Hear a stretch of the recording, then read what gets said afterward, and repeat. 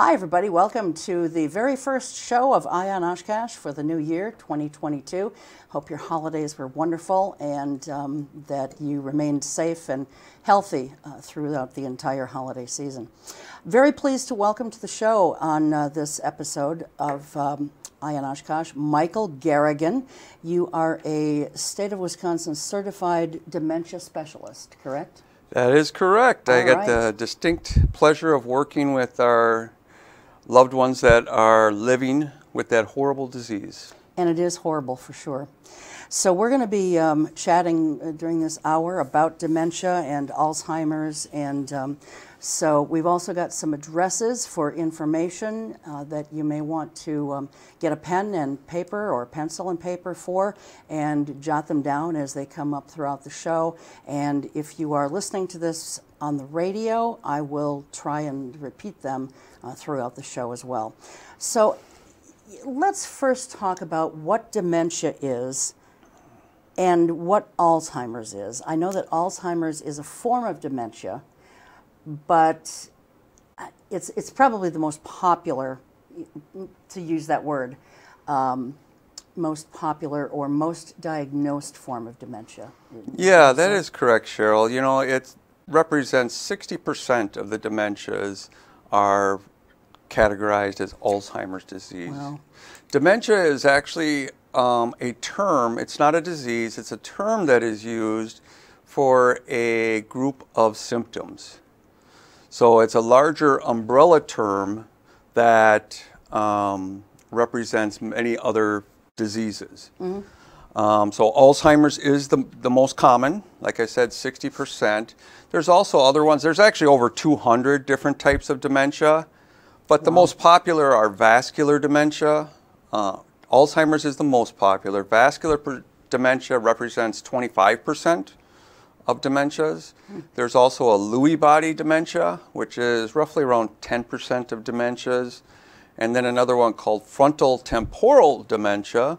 And it's, a couple percentage points on that one too. And then there's just a whole wide grouping of other diseases that fall underneath that umbrella. One of the things that I was surprised to learn when I was doing research for this show is that like Huntington's and Parkinson's disease are forms of dementia. Yeah, that's right. There is a Parkinsonian's. Wow. There's actually even a dementia that's contagious, believe it or not. And it's one that I think most people have heard of. Have you ever heard of a disease called Kreutzfeld-Jacob's disease? Can't say that I have. Oh, you have if I give you the common term for it. What's the common name? Mad cow disease. Oh, yes. Which gave big popularity a little while ago in England, and did come to the United States as well, but it's contagious and was passed through beef and different things like that. So there's just a wide variety of different diseases that affect the brain. Wow.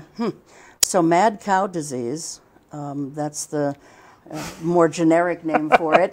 I always get people when I say that. Well, yeah, and so that is contagious if you eat the meat that it is a resident in. Right, right. That's an interesting one. Geez, I haven't heard mad cow disease in years. Yeah, it's been over 20 years since I think that was very popular, or it reared its ugly face for a little while there. And well, wasn't that the one, too, that Oprah Winfrey kind of got caught up in with the beef suppliers from Texas? Yeah, I know there was a lot of controversy about it, and I know that it was much more prevalent over in England. But yeah, we had some cases here in the United States too. Wow.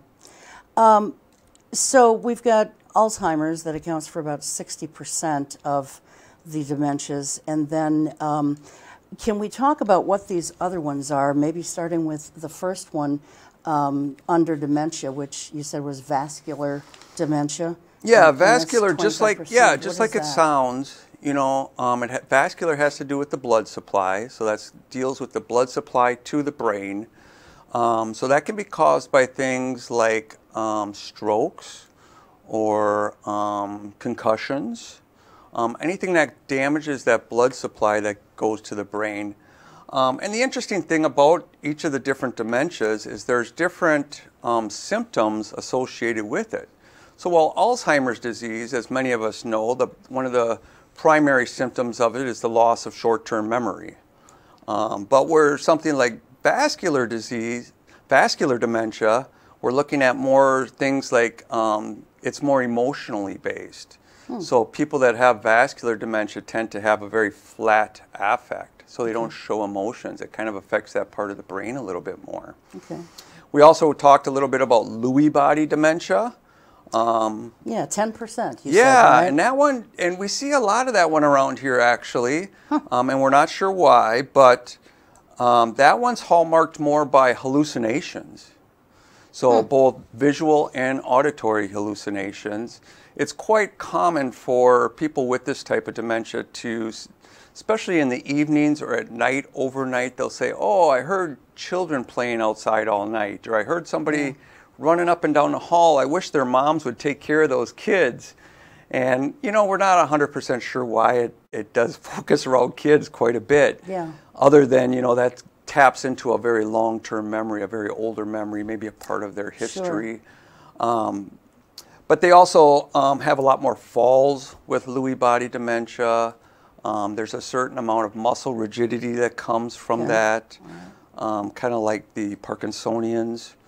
And then there's that frontal temporal, which is a very descriptive term because that's the part of the brain that it's affecting. And that one really affects behaviors more. So that's one that you see that somebody starts acting a little bit odd or a little bit different. And really it may be a very mild-mannered person that all of a sudden starts doing things that are very out of character for them. Okay. As well as it affects language. So it might really have a hard time, you know, distinguishing or being able to find words that they're trying to say. Sure. Where does Alzheimer's or dementia rank on the list of causes of death in the United States? Yeah, that's really going to surprise most people. Alzheimer's disease actually is the number 6 leading cause of death in the United States. So that's ahead of, you know, things like breast cancer, prostate cancer. Matter of fact, 1 in 3 seniors will be diagnosed with a form of dementia. So 1 in 3? 1 in 3, and that's according to the Alzheimer's Association's 2021 facts. And it kills more people than breast cancer and prostate cancer combined. So it's very prevalent, and there currently in the United States there are over 6 million cases right now of people living with dementia. 6 million, wow. 6 million, and it's growing. That number is expected to double by 2050. Holy cow. That's, for someone who's approaching 65 years of age, these numbers don't please me very much. No. You know, especially when we start talking 1 in 3 seniors will be diagnosed with it. And, you know, dementia has run in my family on my father's side. With almost every sibling that he had. My father, fortunately, had great memory right up to the day he passed. Right. And, you know, and I have always had a really good memory, but I've noticed that I'll be talking, and it's happened on this show. Not this particular episode, not so far. Not yet. But on other episodes, you know, I'll have something right on the tip of my tongue, and I'll start talking, and all of a sudden it'll just disappear. And so it's really embarrassing. And, you know, there's also times when I'm trying to think of, maybe the name of a movie or the name of a song or a particular lyric or phrase that's in a song, and it's just not there. And I've talked to my doctor about that, and he said, Cheryl, there's nothing to worry about there. Those are typical kinds of things that people tend to forget. Yeah, and I think that's a kind of it's a scary thing. When we start hearing those numbers, right away we want to kind of look at ourselves a little bit. We want to look at our family history. And while they do believe that there is a genetic component to Alzheimer's disease, it's certainly not the only component. And when they say there's a genetic component to it, I think that they mostly mean that you could have a predisposition towards it. So that doesn't mean that if your parents or grandparents had dementia or Alzheimer's disease, that doesn't mean you're guaranteed that you're going to have it. Right. It just means that you have a little bit of a likelihood, a little higher likelihood than other people. There's plenty of people that have a family history of it but never develop it themselves, and they're still not sure why. There's a lot of mystery that surrounds the disease. Sure. And it's very common for us to start looking at ourselves, and there's many days that I've gotten up and go to the refrigerator and I think, oh, I was going to grab something. Now, what was that? And I stop, or I head out the door and I was like, oh, my keys, shucks, there's the dementia kicking in right away. And we right away assign that. But the telling part of it is that everybody's brain atrophies a little bit as they get older. So we do forget a little bit more, and that's a very normal part of aging.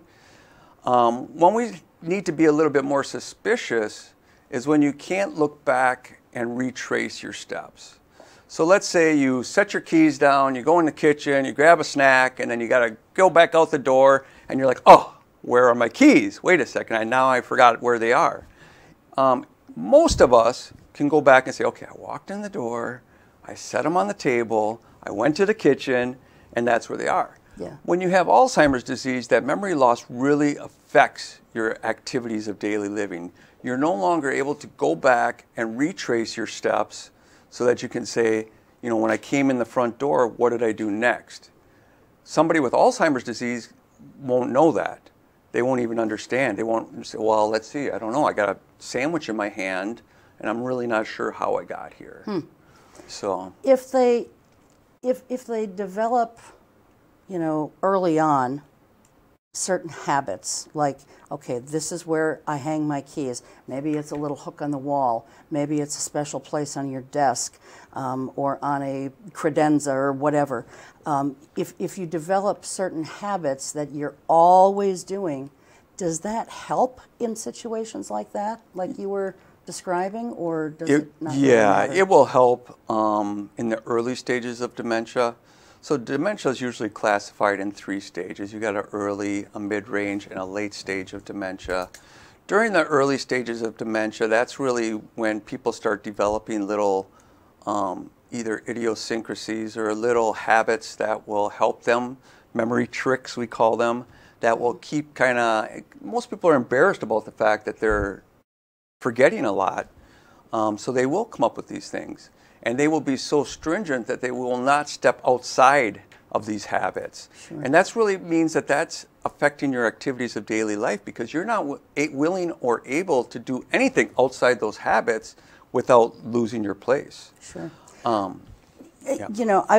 I guess I was surprised about the Parkinson's disease, in particular, being part of dementia or a form of dementia, because I know a couple people, sadly, who have Parkinson's disease, and I don't know if I'm sure that they're probably aware, that it's a dementia, a form of dementia, but I would have never made that connection.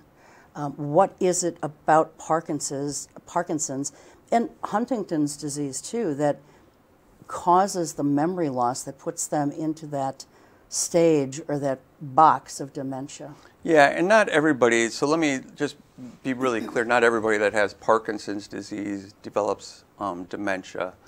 There is a Parkinsonian's dementia, but it is not a guaranteed thing. So I have family members that have Parkinson's disease as well and are very cognitively intact. Mm-hmm. But it can affect your mind. And the most important thing, and I tell everybody this, is when you start noticing that your memory is affecting your activities of daily life, the very first thing is you need to go in and you need to talk to your doctor. Mm-hmm. Most important thing you could absolutely do, because like you, like me, when you get to a certain age, and you start noticing these things, we want to hide it. We're embarrassed. We don't want to let anybody else in on our secret that we have our memory loss. But what doctors are able to do is they're able to establish a baseline. So a lot of times when you go and you talk to your doctor, they're not able to say, you have dementia or you don't have dementia, but what they will do a cognitive assessment on you, and then the next time you go into, and you may say, come on in for 6 months. We'll do another assessment and see if anything's changed. As it progresses, they are able to do things, some scans, some PET scans and things like that to detect the proteins in the brain that cause Alzheimer's disease. So there are certain proteins in the brains, they're called beta amyloids or tau proteins that are naturally occurring in our brains, but when they start being overproduced, that's when they block the connections between our neurons inside of our brain and prevent them from communicating with each other. You may hear doctors or people talk about plaques or tangles in the brain, and those are just proteins that are building up in between those connections. If you can imagine, these are two cells and they have these dendrites that come off of them, and that's what they communicate with. So your brain cells, they have little electrodes that go in between these little pieces and chemicals. And that's how they communicate. So it tells you, you decide I'm going to say something, and these little electrodes and chemicals are going to town. But as these proteins build up kind of in between your connections here, that clogs that communication, and that's why all of a sudden, oh, I forgot what I was going to say, or oh, I forgot what I was going to do, because there's a clogging. As they clog, and you can imagine, if there's a little electrode going between there, or there's little chemicals going between there, as proteins of plaques and tangles build up in between her that intercedes in that communication. The connection can't be made. Right, the connections can't be made, or they go to the wrong ones that they're not supposed to, and the cells start to die. They pull apart from each other, and they get farther and farther apart, and it's harder and harder to communicate. And that's why you see the atrophy or the shrinking of the brain as dementias progress. Isn't there something that can be done about that when it's diagnosed and they know exactly? I mean, I thought your description was great, and to me it just seems, this is probably me just being too simple here, but it seems like, okay, we know that there's this stuff that is intercepting the connections. So can't we just get rid of that stuff that's in there? That's a great idea. You should start a research project. So there is no cure for Alzheimer's disease. There are some experimental drugs, and there are drugs out there, and you should really talk to your doctor about that. I am not a doctor, but there are some drugs out there that slow down that production of those proteins. And that seems, and the earlier you catch it, so again, absolutely necessary that you talk to your doctor. You may want to try a couple different drugs, try to slow down the production of those proteins. And it also is important to start talking about it early, because you understand that disease is progressive and irreversible. So while you are cognitively intact, while you're still able to be lucid, you really want to try to make decisions about what the rest of your life is going to be like, and what that treatment plan looks like as well as you go forward. You may decide early on to say, well, I'm going to try drug XYZ. If that doesn't work, then I would like to try another one and another one.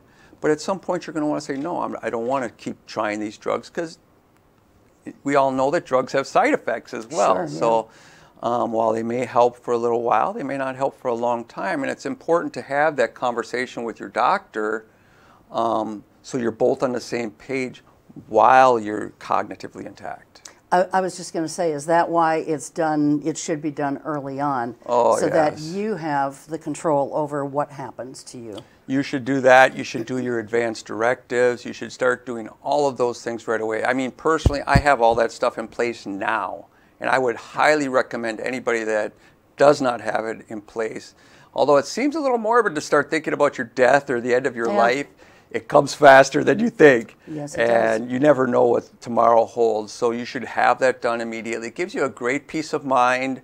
It's a great thing to talk about as a family and understand, And I found that it even gives my kids a little bit peace of mind. And they're able to know, hey, plans are taken care of.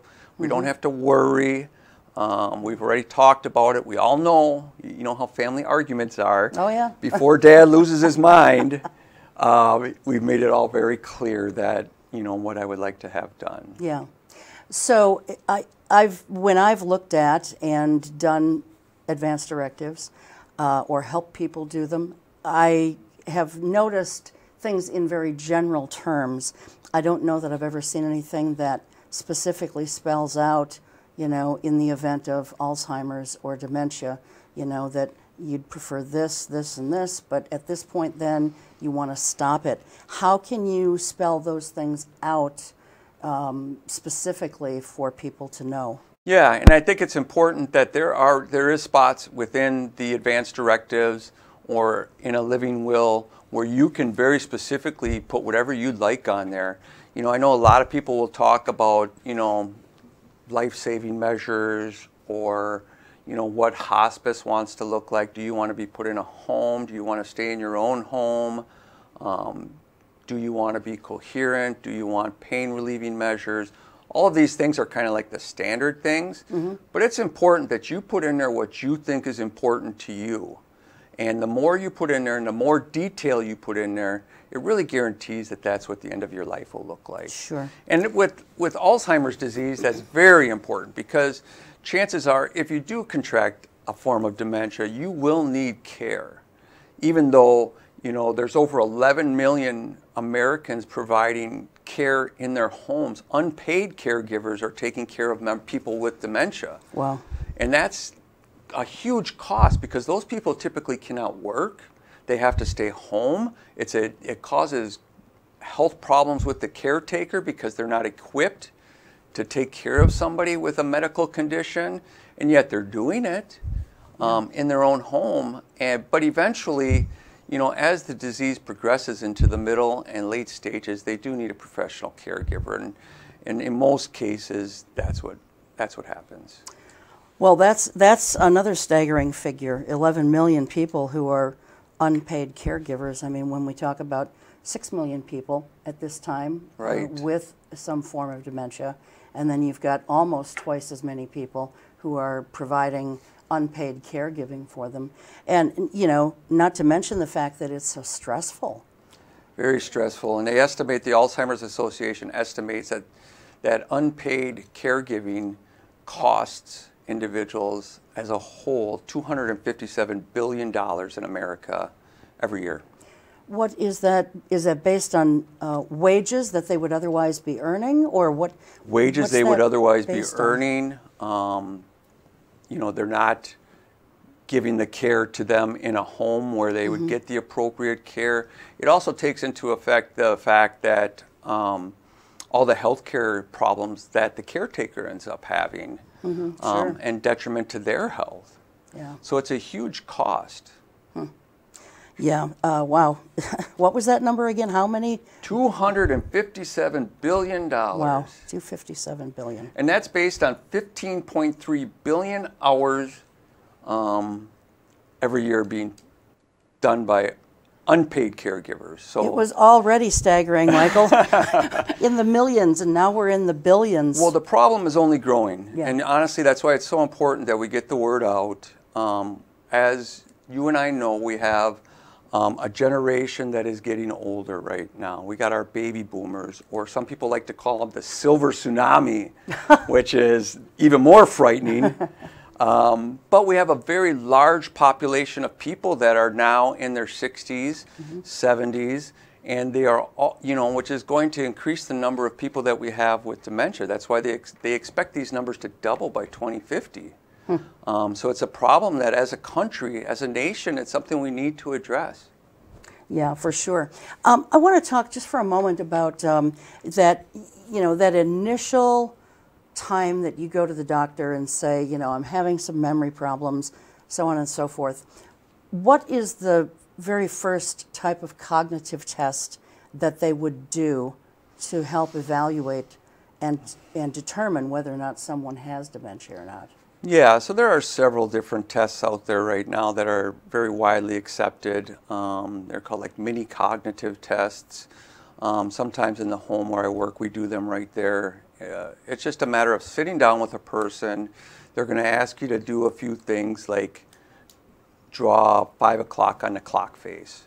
Or they may ask you, they may say 3 words and they say, please repeat them back to me.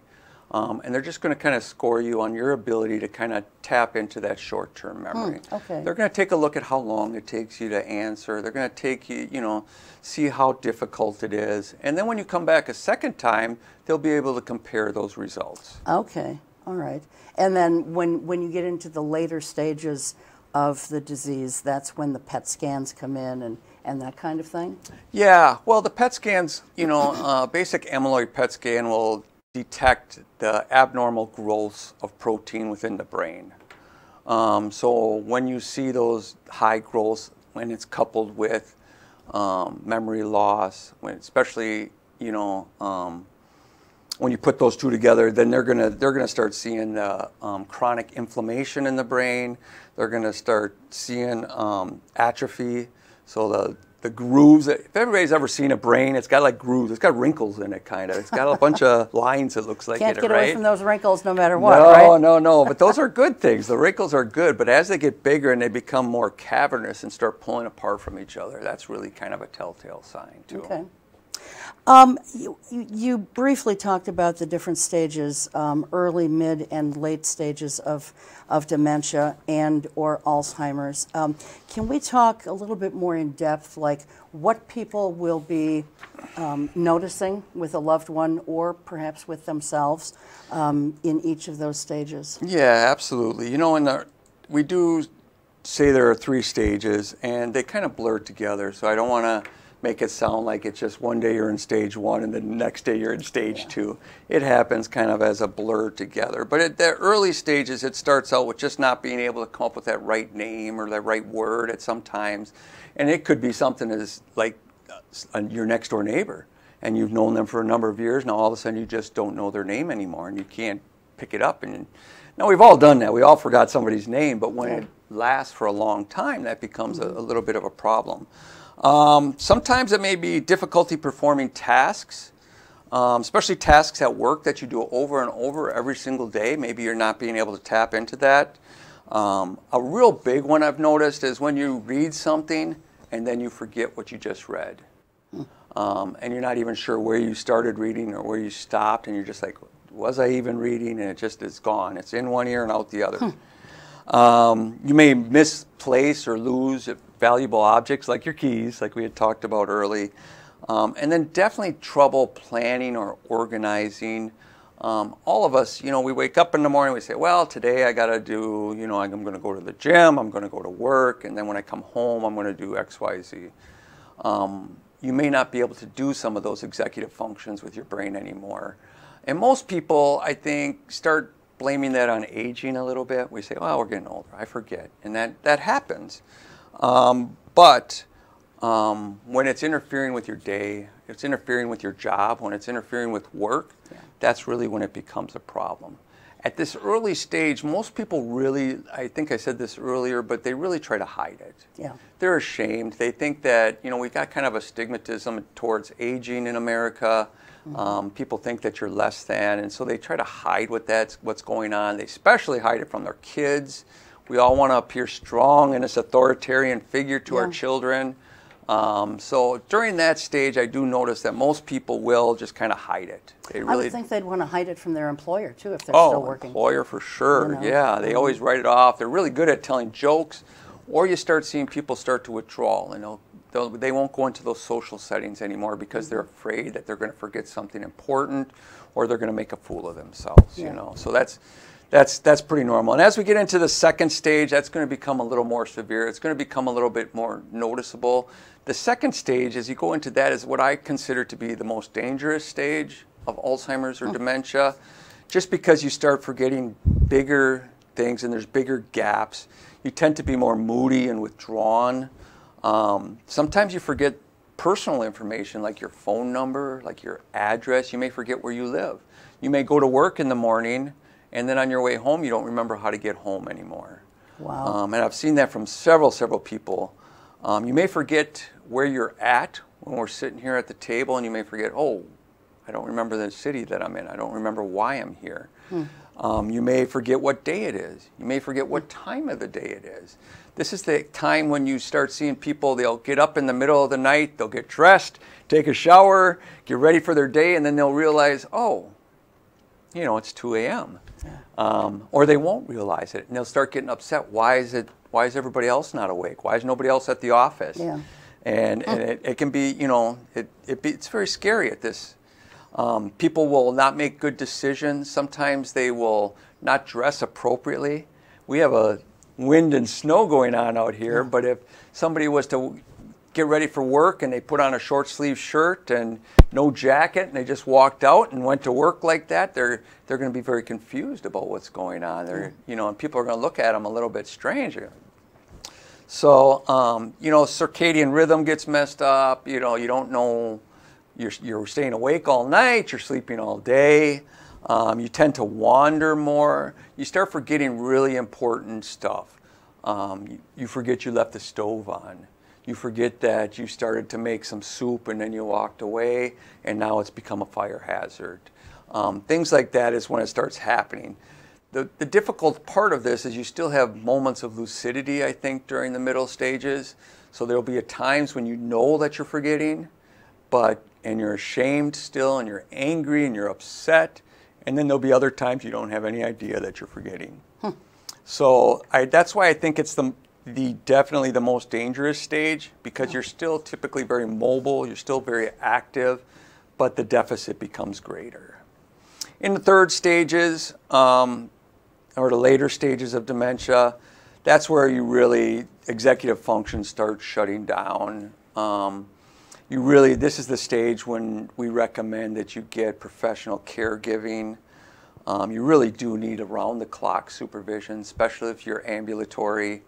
You really become kind of oblivious to your surroundings a little bit, and you can focus and perseverate on one thing, and it's something from your past, and then you can't let it go, and you become very upset when people try to contradict you.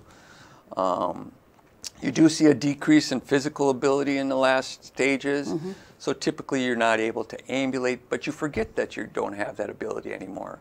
So then you start having falls. You start thinking, well, I can walk just fine. And you'll get up and you fall over. You definitely it becomes more difficult to communicate. And I think that more often than not, you see that they become more susceptible to things like viruses and infections, because they're not even able to communicate when they don't feel good. So if you're running a fever, if you and I were running a fever, or we had a cough, we felt congested, we would take something for it, or we would tell somebody and say, you know, I'm kind of congested today, could you give me some medicine? I got a headache, would you give me some Tylenol? They're not able to do that anymore. So we see things like UTIs or infections from wounds, or they may even get a virus like pneumonia or something like that, that they're not able to communicate that they don't feel good, so the virus takes hold to that. An elderly person has a little bit more of a weak immune system anyways, so when you're able to, not able to communicate that, it gives the virus a better chance to take hold before they seek treatment. Sure. Just having you describe these different things, it's scary, and you know, all of it's scary, but what really sort of resonated with me as being super scary is, you know, getting in your car and going somewhere and then not being able to remember how to get home. Right. Or remember your address. We had a person here in Oshkosh many years ago who, you know, this was a gentleman who was very active in the community for many years. He remained active even in his very senior years, and he was still driving, but one day the police found him pulled over on the side of the road. He had no idea. Yeah. He didn't even know how he got there. And I think we noticed, too, many more of these silver alerts being issued for people. Yes. That's become a common occurrence, either on the highway signs or on the radio or news as we're watching that. And I think that it's going to become more and more common as dementia kind of gets a hold of the baby boomers a little bit more. We're going to see higher prevalence, and we're going to see more of those silver alerts happening. Well, what can we do to, you know, stop this or slow this down? I mean, when you talk about numbers doubling by a certain year, it's already frightening enough. And then to think about those numbers doubling, and there's no cure for it. So is there something that we can do to slow it down from happening or to prevent it from happening at all? Yeah, at this time there's no way to prevent it. We're not even 100% sure like where that cause is coming from for it. So, there's several organizations out there that are addressing these problems that we're talking about right now. Alzheimer's Association is probably the biggest one that you can go to, and it's alz.org. And they also are a major player in the research game. So they're working very hard to try to find that cure, to try to find that cause and that cure, and to get that enacted. So for anybody that's watching, that's interested, you go to their website and you can see the research that they're doing.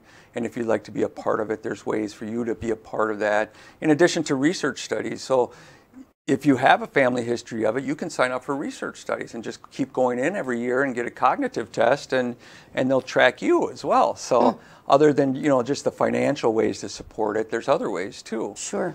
In addition to that, there's organizations right here in our community, like the Fox Valley Memory Project, that has what's called a Purple Angel program.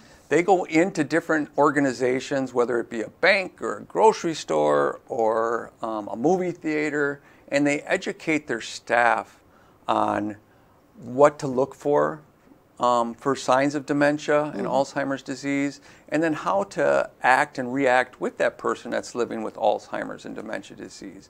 Yeah. As we see this number increase, we really got to be careful that we're not just saying everybody that has Alzheimer's disease needs to be put in a home and we lock them away. Yeah. The old sanitariums are gone and we don't want them to come back. No, we don't. We want to make sure that we're always expressing the fact that they are living with Alzheimer's disease.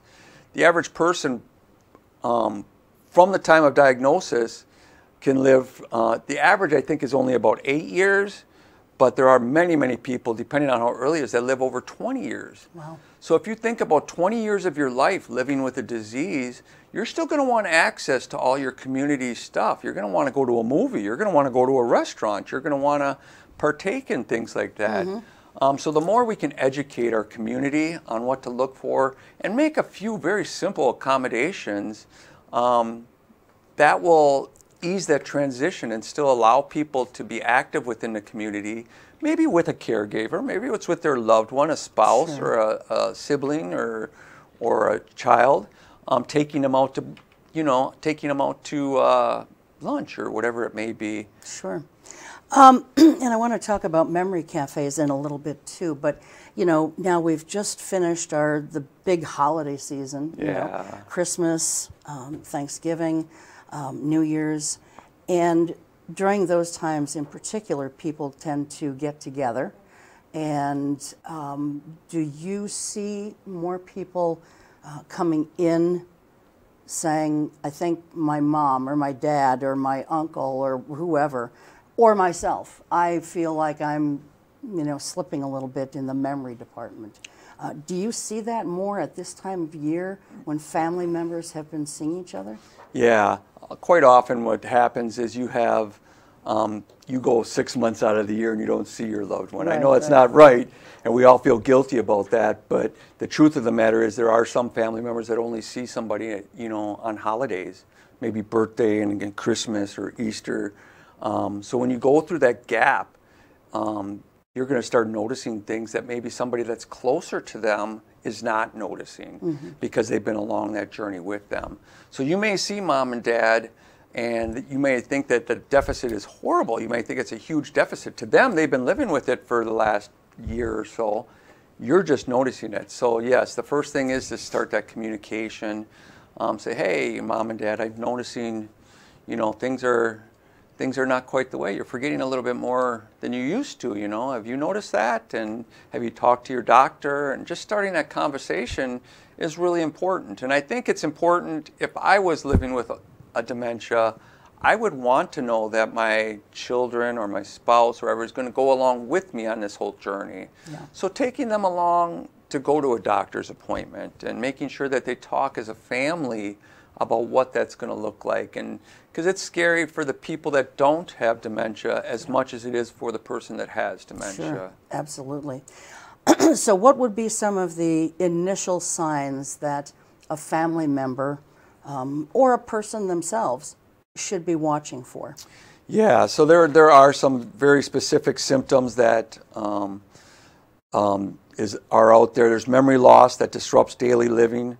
There's trouble planning or solving problems. There's difficulty completing familiar tasks. So especially when you come into the house and mom always baked cookies, let's say. Every Christmas she baked the most fantastic cookies you ever had, and you look forward to that every year. And this year, she forgot to turn the oven on when she put them in. Or, she put salt instead of sugar in them. And you're just like, that should kind of, throw up a red flag and say, well, she's made them for the last 20 years. Every Christmas I've had them, and this doesn't seem right. This doesn't really add up. Mm-hmm. So some of those red flags I think you should really take seriously. You may notice difficulty writing or speaking. So they may be stumbling on their words a little bit more, or they may be slurring their words a little bit more. Decreased or poor judgment. We all know, what mom and dad are capable of, and they certainly always gave us the good old do as I say, don't do as I do, and they were always right. But now you might see them as a little more fallible and a little bit more mistakes, and maybe doing things that they would never have thought of doing in a million years. Now you've seen that happening, and that should throw up a big red flag, as well as social withdrawal. Maybe they're saying, well, this year I don't think we should host Christmas, even though they always hosted Christmas. And when you ask why, they may not be able to give you a good reason. They just decide we just don't want you to come over, and that should throw up a red flag too. And as well as changes in mood or personality, especially if you got somebody that's either very mild-mannered and all of a sudden now they're very angry and upset all the time. They may be defensive, trying to defend their actions and make excuses for what they're doing. Many of these things really pop up over the holidays. And it's a great time for siblings to talk to each other and say, hey, have you noticed this too? And then come together as a family and talk about it with your loved one, because you really want it to be a family affair. It really helps to have everybody involved. Sure. In your professional experience, have you found that when people start trying to, kids for example, they start trying to talk to their mom or their dad about it, that the parent then does become defensive and, kind of throws up a roadblock because they don't want to face it, they're in denial about it, for whatever reason. Does that conversation sometimes become very difficult? Yeah, of course. I see people deny it right up until the end, to be honest with you, even though it's very obvious. But again, like a lot of diseases that affect mental health or affect the brain, I think that in this country there is a little bit of a stigmatism towards them. And especially that generation, that greatest generation that really prided themselves on self-reliance and being able to be strong and to pitch together. I think that any form of weakness they try to deny as long as they possibly can. Yeah. So sometimes it's going to take multiple attempts to try to talk to somebody, but it really is important enough. And I think that when you partner with somebody, instead of saying, you need to go to the doctor, you need to get tested, you, and point, sometimes that throws up a wall immediately. But if you're willing to say, Mom or Dad, I love you. I think, I'm noticing some changes. It may be nothing. It might just be me. But maybe we could go to the doctor together and we can just talk about it and put my mind at ease, and it's all how you present it. Sure. And I would imagine also that a lot of folks who are living in their home that they've probably lived in for decades in some case, the thought of going into an assisted living facility can also be challenging. If they're at that stage in the disease that they really shouldn't be living on their own anymore. Absolutely. Well, we talked a little bit earlier about those habits and those things that they put into place, those coping mechanisms that allow them to stay in that home. You know, they always remember the hook that they put their keys on. They always remember where their lunch is. They always remember X, Y, and Z. It's very scary to take them out of that habit that has just allowed them to be as independent as they could for that long. To put them in a whole new place and to have cognitive difficulties is extremely scary. And there's a good chance that people will resist that. Sure. You know, I think sometimes it's really hard to detect that someone has dementia. Several years ago, I was from my church going out to some of our shut-ins, you know, who either no longer drove and couldn't get to church, or who just for whatever reason didn't come to church anymore. And so I went to see this elderly woman in, it was actually a nursing home. It was not an assisted living facility. And I bet you I sat there for 2 hours talking to this woman, and I came away from there, and she sounded so, certainly so sincere and dead set on, she didn't understand why she was there. She said, I have a home that my kids are living in, and I should be living there. They've stolen my home from me, blah, blah, blah, blah, blah. And, I mean, she told me where the house was located and everything. And I just thought, man, this woman, she sounds so convincing. And I went back to the church and I said, you know, I don't know. Somebody maybe want to look into this a little bit, because I'm a believer now, you know. And then they explained to me that this was part of her disease. And I thought, well, it would have been good for me to know that beforehand. But I don't know that I would have done anything different in that conversation. I just sort of kind of went along with her. And I don't know if that was the right way to go or not, because I didn't want to make her angry. Nope, that's absolutely the right way to go along. There's a great book out there that's by an author named Jolene Bracke. It's called Moments of Joy.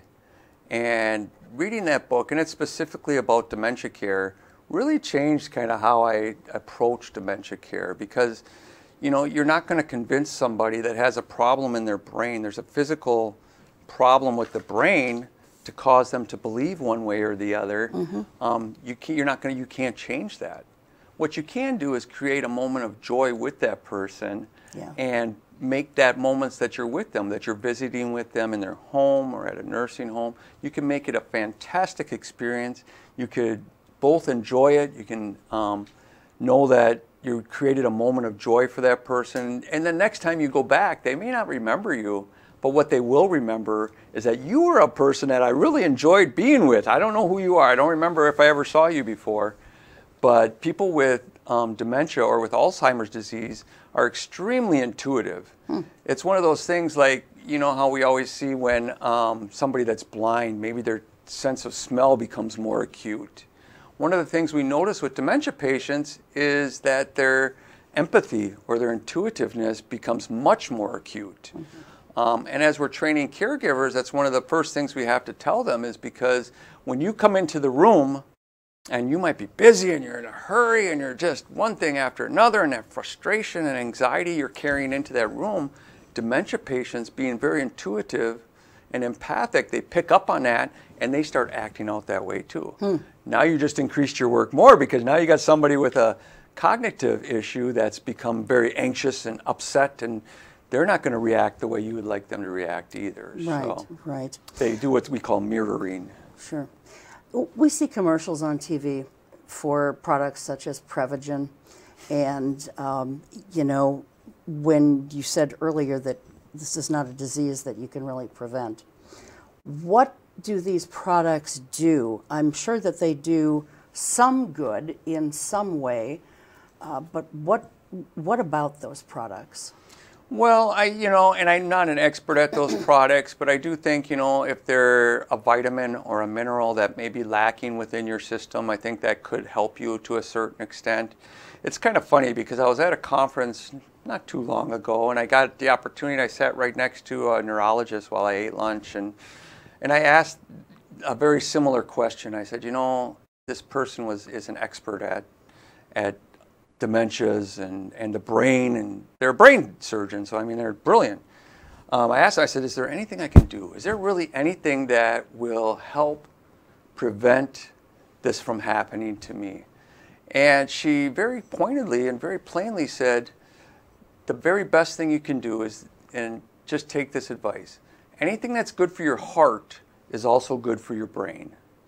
So that means, anything you can do to help increase the health of your heart will also increase the health of your brain. And that's just by, you got a nice strong blood flow to your brain, so everything you need, your nutrients, the oxygen, all those things are going to the brain on a very high level. That's going to keep your brain working at the absolute optimum level it possibly can. Now, if you have the disease, it's still going to decrease, but it's going to keep you at that optimum level as absolutely long as you can. And like I said, there are some drugs out there that prevent the production of those proteins. And there's some of them that are FDA approved. There's also studies out there. You should really talk to your doctor about that and come up with a plan together. Okay. So things like Prevagen aren't necessarily bad, but they're not going to stop dementia from happening. No, not any more than taking a multivitamin every day is going to stop you from getting the cold. Sure. Okay. It'll help to a certain extent, but it's not a cure. Sure, yeah. Or a preventative thing. Yeah. I want to talk a little bit before we run out of time here about, doing new things, teaching our brain to learn new things.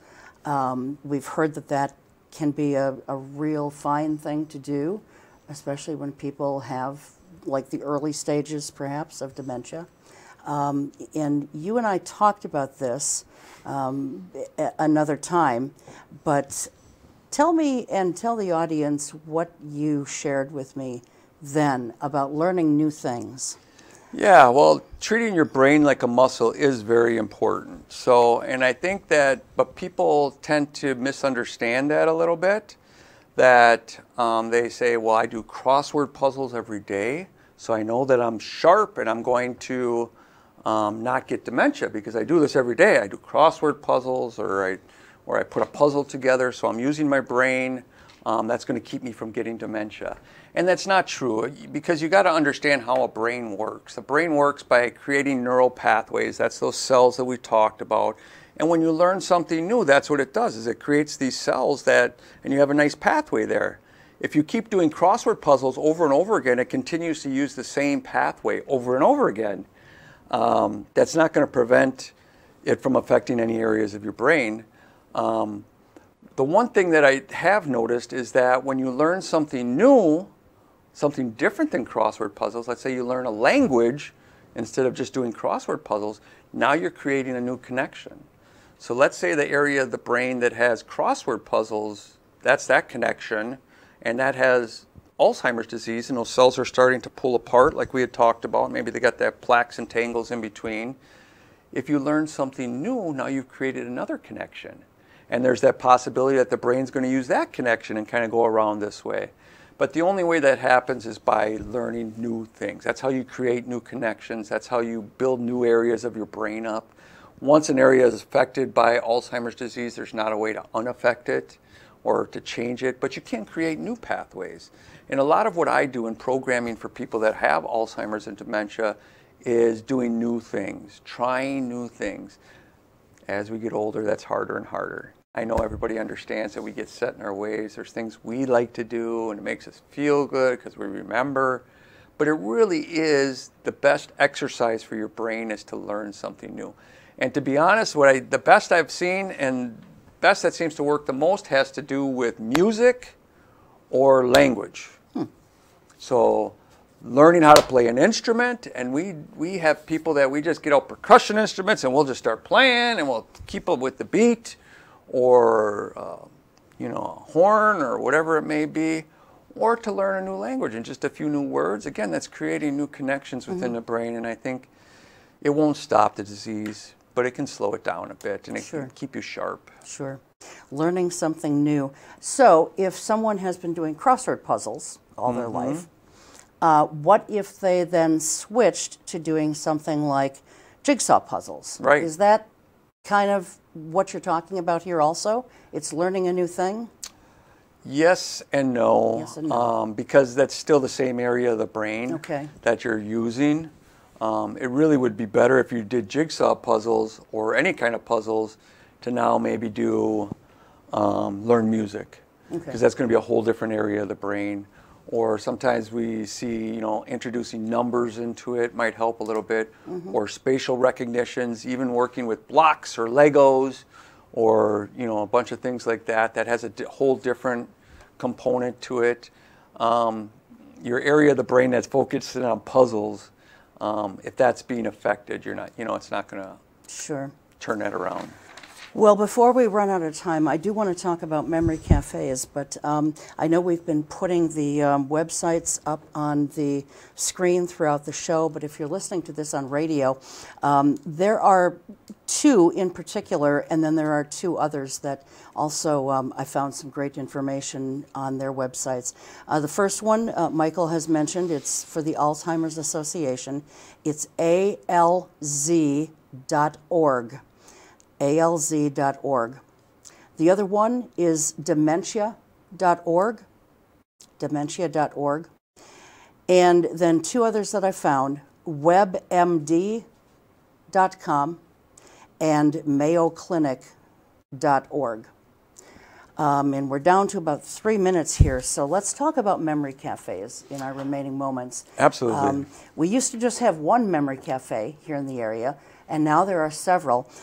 The nice thing about memory cafes is they are places for people with any kind of dementia and their caregiver or a family member, it doesn't have to be a caregiver, to come and just be social, Right. no matter what you're doing. And the nice thing about that space is that everybody is dealing with the same disease, maybe in varying stages, but you're dealing with the same disease. So there's no judgment. If someone yells out something, there's not going to be all these people looking down on that person. Right. Talk to us a little bit about where the other memory cafes are, how people can find them, and the other benefits. Yeah, so if you're on Facebook or anything, please, if you're interested, look at the memory cafes, look that up, and they certainly have those posted there on a regular basis. I think we're putting up the information about the Fox Valley Memory Project. They sponsor quite a few of those. And, I think the greatest asset of the memory cafes sometimes are not for the person living with dementia, but it is for the caregivers, because they created their own little support group and social network, and they realize they're not the only ones that are going through some of these problems. So they share tips and tricks, and they get together and they laugh, and they're able to just kind of relax for a little bit. And all the projects or the music or whatever they're doing is geared towards making sure that that person with dementia is successful. And that's really the key, because in a challenging world where it's challenging for you and I when we're cognitively intact, somebody with dementia faces challenges that are insurmountable every single day. So to get into an environment where they can be successful and you can laugh, you can let your guard down, you can just be family members, you can just be friends, you can have friends, and you can all get together and just be yourselves. And that's very important when you're living with dementia. Wonderful. Michael Garrigan, thank you so very much for being here. It's been a real pleasure and such an informational time that we've shared tonight, so thank you. And thank you also for the very important and much needed work that you do. You're welcome, and thank you for inviting me. Oh, of course, anytime. Thanks also to my crew, as always, and to you for watching or listening, and we'll see you next time. Until then, take good care. Keep your eye on us. We've got our eye on Oshkosh.